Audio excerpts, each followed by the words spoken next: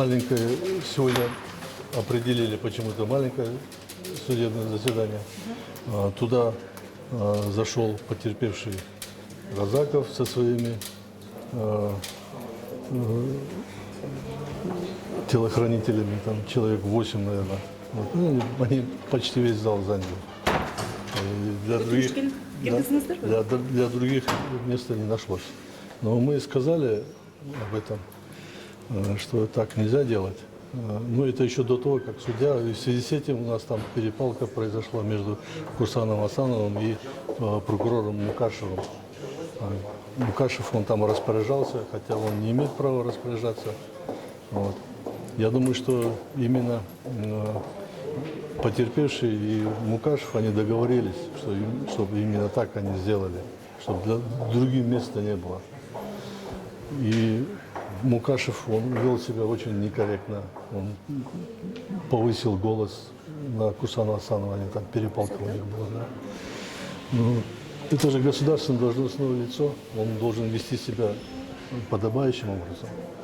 Нельзя вот так вот повышать голос, и поэтому мы ему заявили отвод.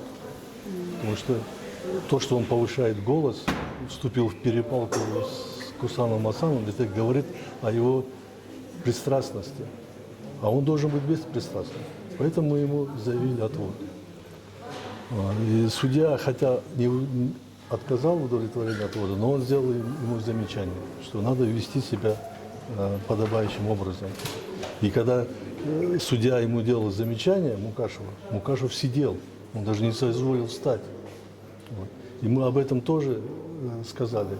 И ему еще одно замечание, этому Мукашеву, что так себя нельзя вести, надо к уважением относиться к суду, председательствующему. Хоть он и молодой, но он, так сказать, судья, и надо относиться. А тут к нему обращаются, он сидит, даже не... Любой участник процесса, когда к нему обращаются председатель, он должен вставать. А он сидит. Вот. Ему еще одно замечание сделали. Ну, я должен сказать, что...